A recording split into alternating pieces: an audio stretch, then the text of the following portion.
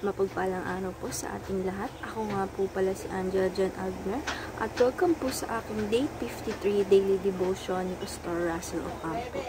Para po ngayong araw ay meron po tayong devotion at ang pagpapatuloy ng series about the power of humility. At ang topic po natin ngayong araw, September 18, 2024 ay Humility makes us true servants. At ang scripture po natin ngayong araw na ito ay John 13 verse 15 to 17. Talata, I have set you an example that you should do as I have done for you. Very truly, I tell you, no servant is greater than his master, nor is a messenger greater than the one who sent him. Now that you know these things, you will be blessed. Now that you know these things, you will be blessed if you do them. Sa Tagalog naman po, binigyan ko kayo ng halimbawa upang inyong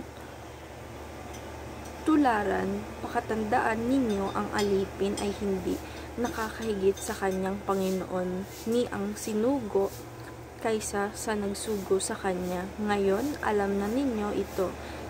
Pinagpala kayo kung ito'y gagawin ninyo. Teaching number 1, Jesus demonstrate humility.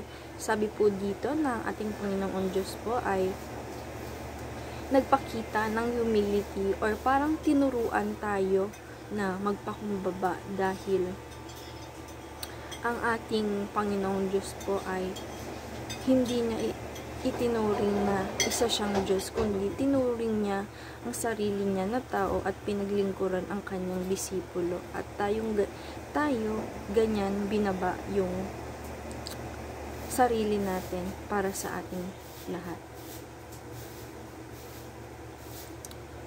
And teaching number 2, Jesus eliminates all our excuses.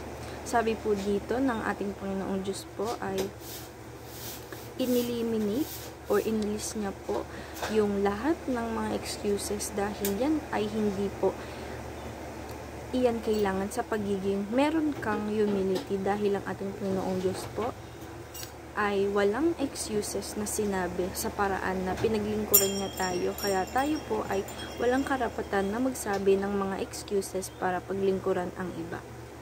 And teaching number 3, Jesus blesses His followers. Sabi naman po dito na pag tayo daw po ay naging follower ng ating Panginoong Diyos na merong humility sa personality natin, ay ibibless niya po tayo dahil sa ginawa natin na pinaglingkuran natin ang kapwa natin at nagpakumbaba tayo kagaya ng ginawa ng ating Panginoong Diyos. Application number 1, be humble and do not grumble. Sabi naman po dito na i-apply natin sa sarili natin na maging humble at gumawa at wag maging grumble. Ibig sabihin po neto na maging makakumbaba daw po tayo at wag mataas ang tingin natin sa sarili natin dahil ang taong humble ay mas binibless ng ating Panginoong Diyos.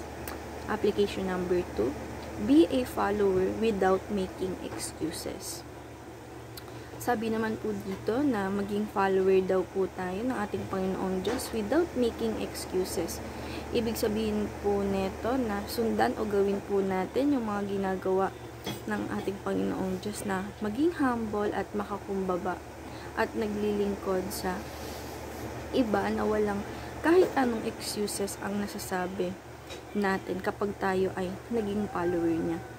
And teaching number 3 ay application number 3, be blessed by eliminating Jesus Christ. Sabi naman po dito na ang nagpapakumbaba at humble ay naglilingkod sa kapwa ay itataas o ibibless ng ating Panginoong Diyos. Kaya po maging follower po tayo dapat na ng ating Panginoong Diyos para hindi lang sa ibibless niya tayo kundi para din to sa ating mga sarili. Discussion, how can we imitate Christ's humility and servant-like attitude? Para po sa akin, matututunan po natin o maipapractice po natin yung humility at paglilingkod na meron ng ating Panginoong Diyos sa pamamagitan na paggawa po neto or sa araw-araw na gawain or maging habit po natin yung maging humble tayo at marunong maglingkod sa kapwa natin. At ayun lang po ngayong araw. Maraming salamat. God bless.